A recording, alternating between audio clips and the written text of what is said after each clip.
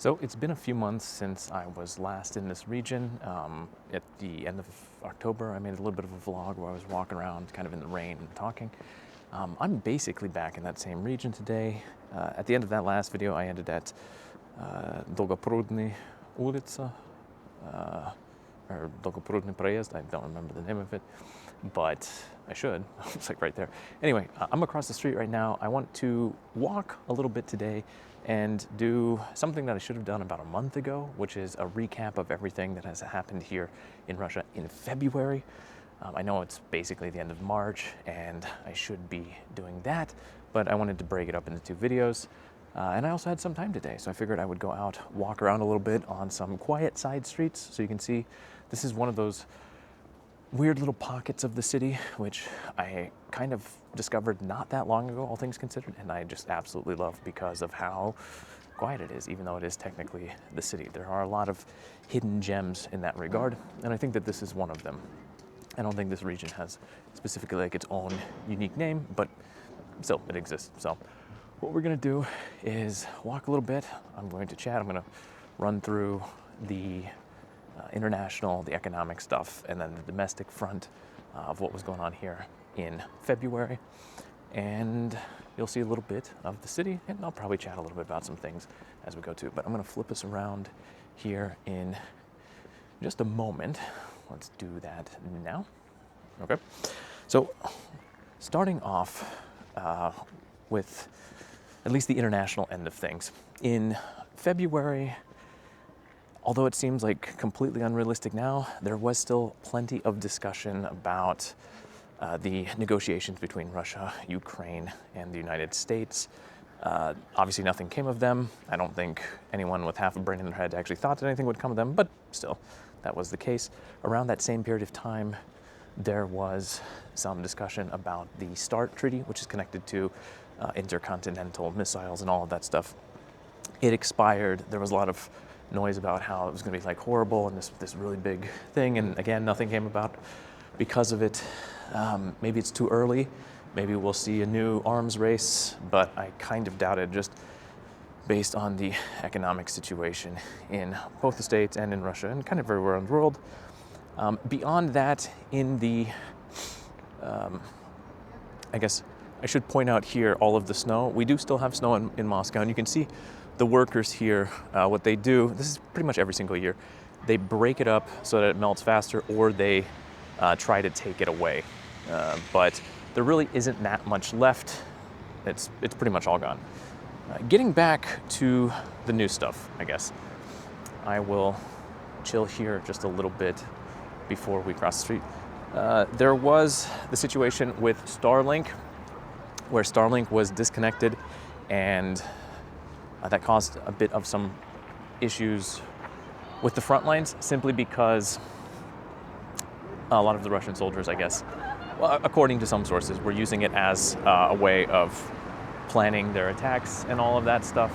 This combined with something that I'll talk about a little bit more in depth in just a little bit, with the blockage of Telegram, caused quite a few headaches with regards to military planning on the Russian end of things in the month of February.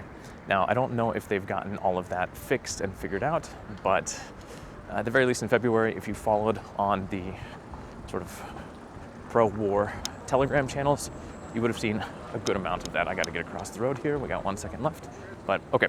And then the last thing when it comes to the international front, which maybe really isn't international at all, but is still something that kind of connected to it, was there was an attempted assassination of a lieutenant general here. I cannot remember his name because why would I, honestly? But it was attempted. He is still alive. And yeah, there was a lot of noise around it at the time. This is kind of one of those domestic things. The reason I'm including it in the international end of things is simply because it happened at the time that the negotiations were going on. And as a result of that, a lot of discussion here was talking about how it was done as an attempt to disrupt that process, which obviously, right, was not the case. It was almost certainly just an assassination attempt. But okay, we're getting to the part here that I really like with these older buildings. This brick one, I don't actually know anything specifically about. This is Delegatsky Park, Delegate Park, if you will. We're not going in there. We're actually going back into the Dvor back here, which is kind of a mess, but I guess that's okay. All right, let's talk economics since we're through the international stuff. Economically speaking, in February, there wasn't too much to talk about just because it was kind of the same story that we had in January. The big thing that everybody was paying attention to was the budget deficit, which I got to pull out my phone, get the, the low oil prices at the time were causing worries that the deficit was going to balloon. It is predicted to be 3.8 trillion rubles this year, but in February there was discussion, or people were warning that it could be closer to 8 to 10 trillion. Now obviously at the end of March right now, with the current situation going on globally with Iran, we know that that is likely to not fully be the case. There's been a lot of discussion about how even just today I was reading that if oil prices keep up at this rate, then the budget deficit could kind of be largely taken care of. But in February, that was the main focus. Now, it doesn't mean that the regional budgets are safe and sound. Obviously, regional budgets are still facing a lot of issues. But yeah, the economic end of things, I'm not really going to worry about too much here, simply because it doesn't really make a lot of sense. Economic news, you kind of want to keep up to in a more timely fashion than a review that you get almost a month after the fact. And I'll be completely honest too. Part of the reason I'm doing the February thing here is, again, I've got some time this afternoon. I do want to get it out there. But I also am doing this more for posterity's sake, so when it gets to be the end of the year and I'm trying to remember everything that happened this year, because so much goes down, it's going to just be a little bit easier for me. So it's kind of me taking a video note that I can share with you if you're interested. Hopefully you are. I can share you some interesting pictures as well. It's like the bait and switch method, if you will. But then it's just a way then I can make it a little bit easier for myself later on. That said, yeah, if you are interested in keeping up with this stuff, I do recommend joining in on the streams if that is possible. They take place at 9 p.m. Moscow time on Wednesdays and Sundays. It's usually a small crowd, but it's always good. It's a good place to pop in if you have questions, or if there are things that you've heard and you want to kind of, I don't know, bounce off me if I think that's correct, or if maybe it's completely incorrect. But yeah, the streams are a much better way of actually keeping up to date with what's going on. I'm stopped right here because I want to highlight this building behind me. Now, it's one of those buildings that doesn't really look like much. And if I hadn't known any better, the first time I walked through here, I remember thinking it was interesting. Because if you look at like what's next to it, it's a pretty traditional, 5-story Soviet apartment building. But this one's different, and you can tell from the windows. I think that's the big giveaway. Now, I don't remember exactly because I don't have an encyclopedic knowledge of every little aspect of the architecture of the city. That would be absolutely insane, and probably would leave you with no other space left in your mind for any other useful information. But this is it's actually protected by the government. Hopefully it stays protected by the government, but it is protected by the government as a monument to architecture for it being, it's not constructivist, I don't think it qualifies as that, but it is an experimental house. This was one of the older buildings, and like as I said, it's experimental. It was when they were experimenting with different forms. So it definitely stands out. It is rather unique in that regard, but it's actually kind of the thing with this neighborhood, with a lot of neighborhoods in this city, let's be completely real. But yes, we are on Samotechnyy переулок, and this whole area has rather eclectic agriculture, architecture. So, okay. we move on out to the actual Samotechnyy переулок, первый Samotechnyy переулок, I should say. And let's talk about let's not get run over by this truck. Okay.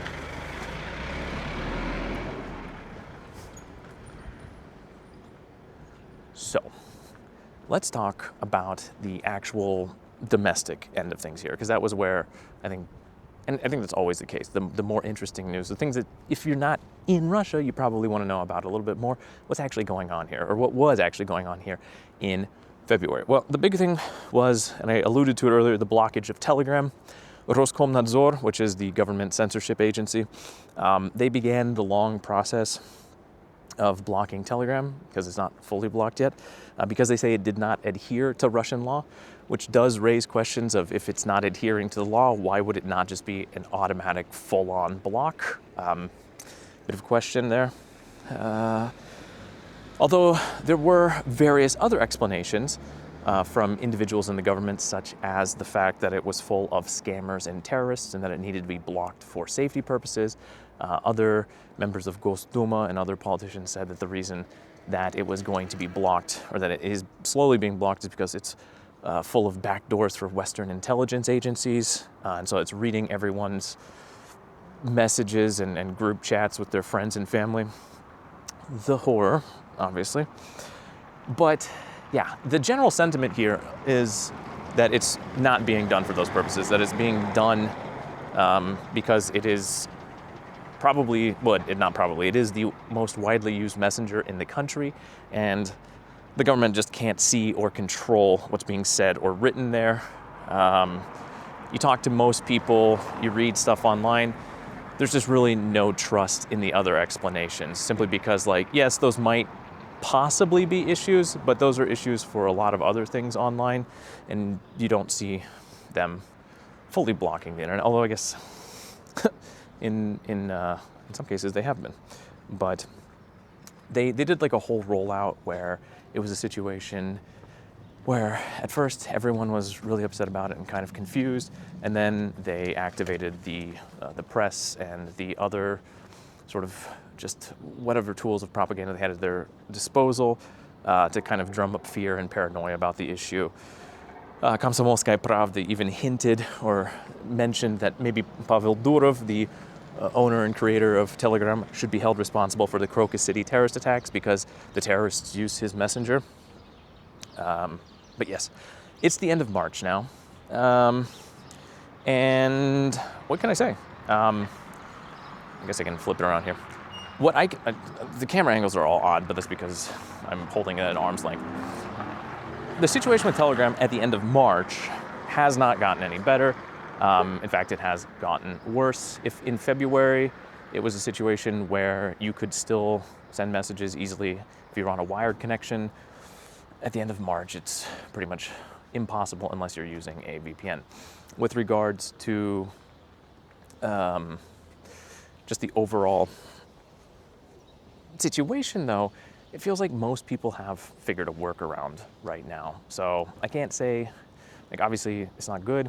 I talked about this a little bit when I was talking about the internet, but the Russian people are kind of used to this, especially in 2026, of this need to find ways of keeping in touch with people or being able to use sites and apps and programs that they have used in the past that now are being deemed or blocked, deemed dangerous or unsafe or blocked by the government. So I'm guessing the situation is going to get worse. It's probably going to end up being a YouTube situation in the long run, where last week, for example, 80% of the requests to like the Telegram servers or whatever were being blocked by Roskomnadzor. Just a few days ago, I looked at the news, like maybe on the 24th of March or something like that, and that number had fallen to 55%. So, which was interesting. The news was all just like, oh, it's great, it's good, everything is working again, or it's like kind of working again. But yeah, that's not really the case. Beyond that, one of the news stories, at least specifically for here in Moscow in February, is connected to this building right here. It's a gorgeous building, honestly. There's no doubt about it. And we'll let this sort of young woman with the pram get out of the way. If we go up to the door, though, I don't think, have they taken it down? They have. No, not entirely. It's still here. So, if we look at this, we can see the Museum of the History of the Gulag, and we had the hours. Now, the museum has been closed for, a good 2 years now. Здравствуйте. Название просто. Это проблема? Мне тоже показалось. They are antsy ones. Anyway, the museum here was actually closed back in 2024. Just the fact that they opened the door like that does not bode well, I guess, with the situation. This is the Gulag History Museum, or it was, is what I should say. And what happened was about a year and a half ago, they closed it down. The explanation for it was that there were issues connected to fire safety. Now, I don't want to say that this is like what they always do, but pretty regularly when there are issues connected to not necessarily museums, but businesses, or typically businesses, that maybe there's a bit of a misunderstanding between the owners of the business and perhaps individuals in the government, the fire marshals will come in and find problems with the fire safety, and then it has to be closed down. And then at that point in time, there has to be some sort of discussion or work done in order to get rid of that situation. Now, the Gulag History Museum got shut down about a year and a half ago, and then it just sat completely empty. And, well, as we can see, actually, I didn't want to sit there and film them, but there's a group of workers right now. And you would think that that's connected to getting rid of the fire safety issues, but that's not it. In the middle of February, they actually mentioned that they were going to be completely getting rid of the Gulag History Museum and turning it into, I actually have to check my notes because it's some goofy name that I cannot remember for the life of me. They're going to be turning it into the Museum of the Memory for Victims of the Nazi Genocide against the Soviet people. There are going to be things in this new museum about the use of bioweapons against Soviet citizens that the Japanese used, or the mission of the liberation of the Red Army. So they're going to take what was the Gulag History Museum, and they're going to turn it into, I guess, another World War II museum. And here's the thing. I don't have a problem with them opening another World War II museum or 300 World War II museums. They can do whatever the hell they damn well please. But it feels very specific and kind of targeted, if you will, to go after the Gulag Museum. And I want to quote journalist Evgeny Norin here when he said, quote, "It's a part of our history, which among other things was the utter pits of suffering. It wasn't, quote unquote, liberals who invented 111,000 death sentences for spying on behalf of Poland. It wasn't Soros who invented 681,000 firing squad sentencings from 1937 to 1938. Those are our dead, and their memory is no less valuable than that of those killed by Nazis." So yes, this building at some point in time will become another museum, or it will become a museum once again. But what becomes of the history of the Gulag, or the Gulag History Museum, remains to be seen. It does not feel all that out of place in 2026 if that page of Russian/Soviet history is just going to kind of be swept under the rug for a while, which is fair. I mean, obviously, most countries don't like to talk about the black pages of history. It's the same in the States with slavery or the internment camps for the Japanese in World War II. And I don't know enough about the UK. I know they've got plenty of problems in their own history, but nobody likes to talk about those types of things. So it's, on the one hand, you understand kind of why it's being done. On the other, however, this museum existed here for years. It didn't bother anyone. It's been here for as long as I've been here. And I have to say, kind of ashamedly, that I never actually went here. Not a big museum person in the first place, but yeah, I don't know. History museums are just not my bag. I prefer reading books, I guess, if that's the thing.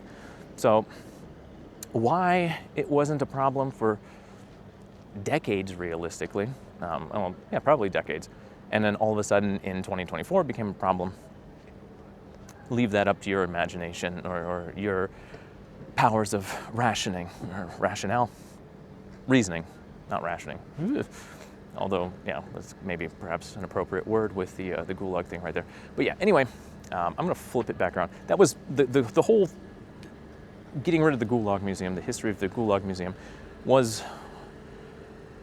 not for a huge period of time, but it was definitely one of those things that was discussed at length, and rightfully so. Rightfully so. All right, let me flip us back around here, and I'm going to finish up with what I got in my notes here.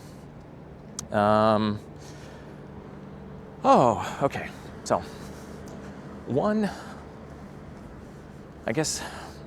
other thing, which was a bit odd in February, odd at least for Russia, and just odd because in the past didn't happen all that often.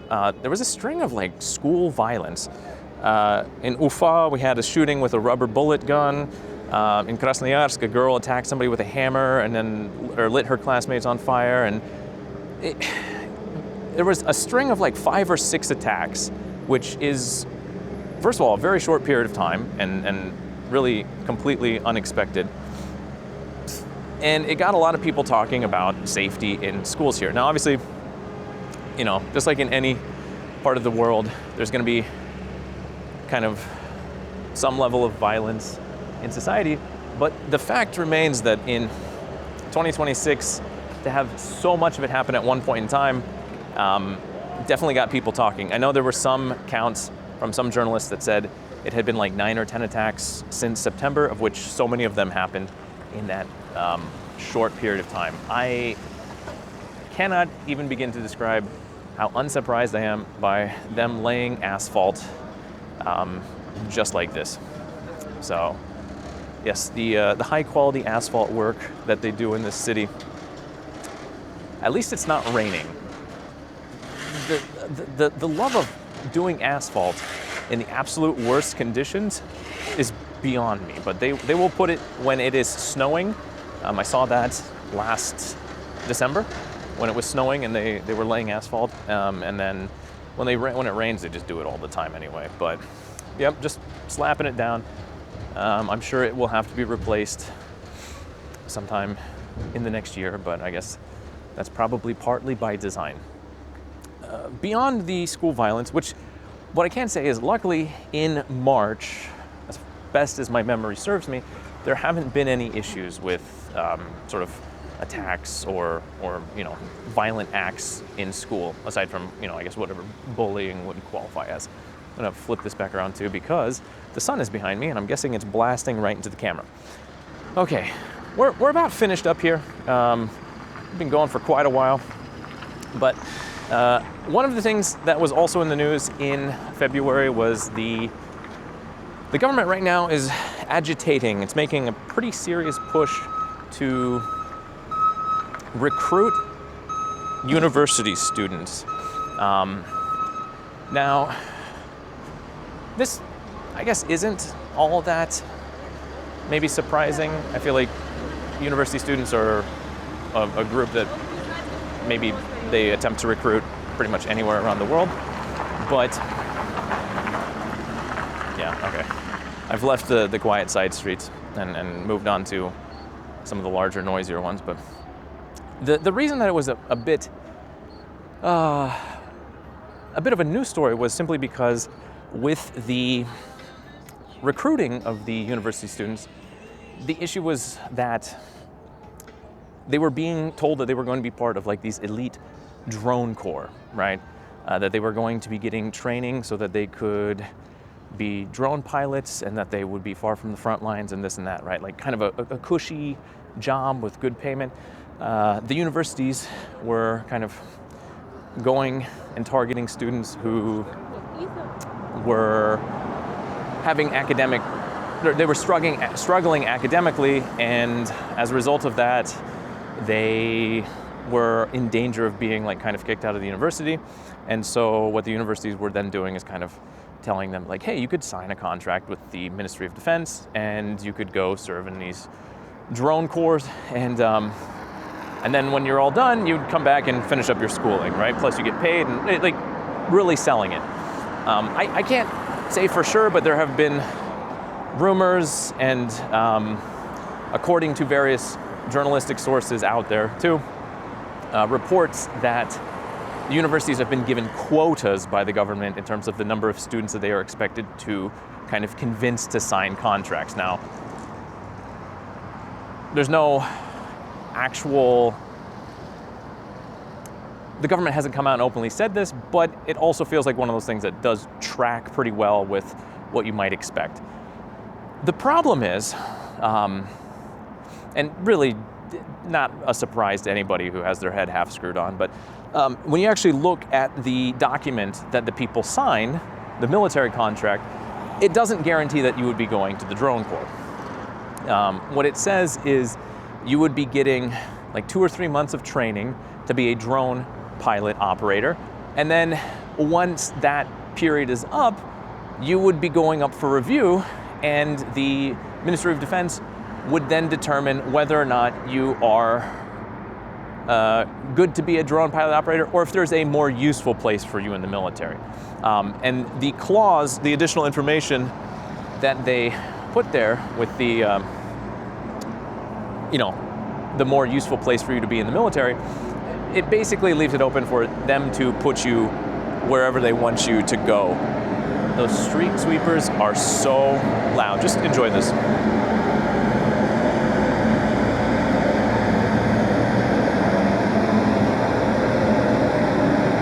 Техника, которая меняет город. Да пиздец просто. Пиздец. Настолько шумно. А ни хрена не делает. Просто ни хрена не делает.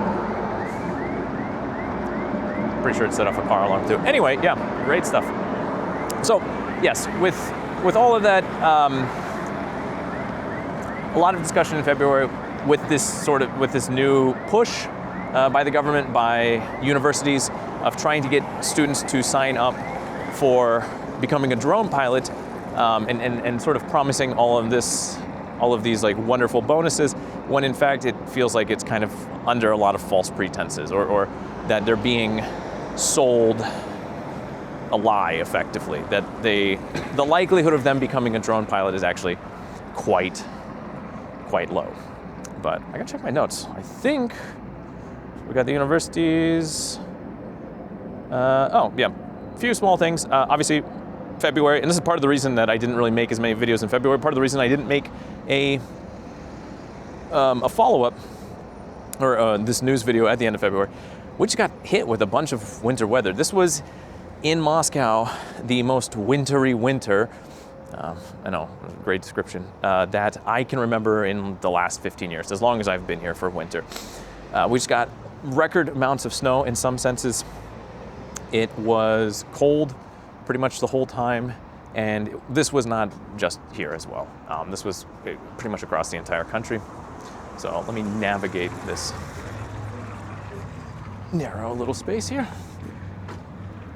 All right, we're gonna move back in the direction that we just came down from.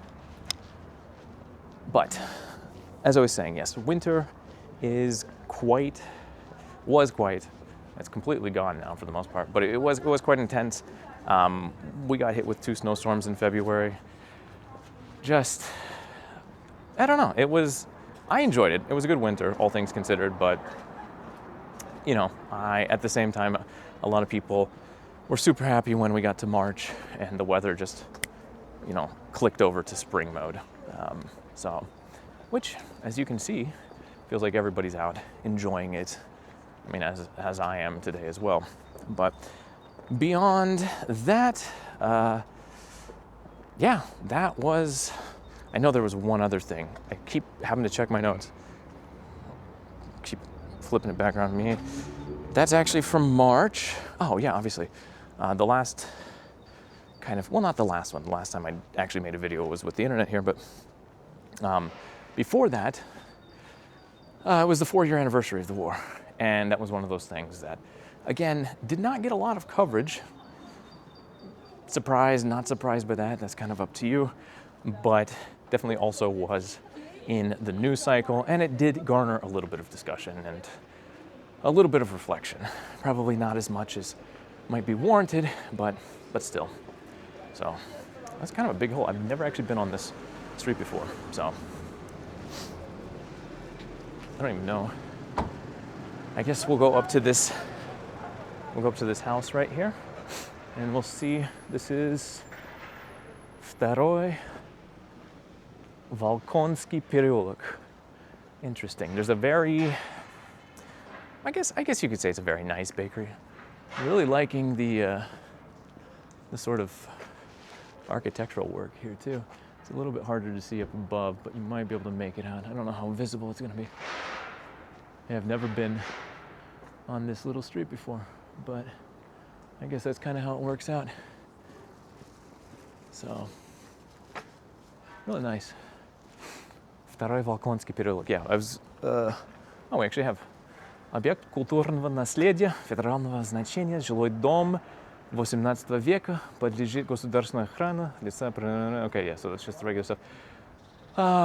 It's a residential building from the 18th century, and that big golden placard says that it is protected by the government, and if you try to damage it, you are going to get bummed really hard by them. So why is it gold? That feels really unnecessary, right? Like, that's just not me. That's super shiny.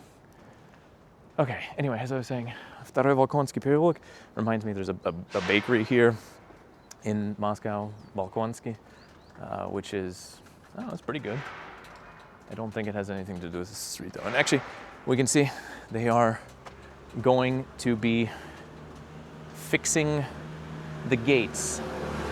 Now, obviously I don't think those are very historical, but I guess the reason for that is because they want to close the view of what's happening inside the yard. The cynical part of me wants to think that there's probably somebody going to be moving in there, and they want to make sure that the territory is closed off so that you can't see who lives there or what kind of business is going on there, but that's the cynical side of me. Anyway, I'm gonna find a nice little place here. There's a little park up ahead, and I guess that's where we'll go to. We'll go, or maybe out here just a little bit until we get into the sun. We actually, where this little park is where, if you go right, it takes us to where they were laying the asphalt. So I guess I might as well just stop here. I can stop here, yeah. Let me check the screen. I'm putting my finger up so I can actually see what's behind me. Yeah, there you go. You can see the pseudo Stalin skyscraper. That's a kind of a newer construction, but it looks like one of the Seven Sisters. It's not one of the Seven Sisters. Okay, that video ended up being way longer than I anticipated, but partly because I was wandering, partly because I'm still not super used to, filming and chatting around large groups of people, which is one of those things you kind of have to get used to in a city like Moscow if you're gonna, film anything. So practice, I guess. But beyond that, and then also, there actually was a lot of stuff to talk about. Anyway, hopefully you're all caught up on everything that happened here in February. Today is the 25th or 26th of March. I don't remember exactly. I think it's the 25th. It's Wednesday, whatever the date is, the last Wednesday of March. And so that means I'm going to be doing another one of these videos, like probably a week and a half from now. So you'll be getting another installment of all of this in the relatively near future. But yeah, now that the weather is super nice, you can see, right? I'm going to be out more. I'm going to be filming. I'm probably going to be doing more of this type of stuff where I'm just walking and talking. I got a few things set up, so I guess get ready for that too. But yeah, should be good. Hopefully you feel informed. As I said earlier, I plugged myself. I'll plug it again. Check out the streams, right? 9 p.m. Wednesdays and Sundays, 9 p.m. Moscow time, Wednesdays and Sundays.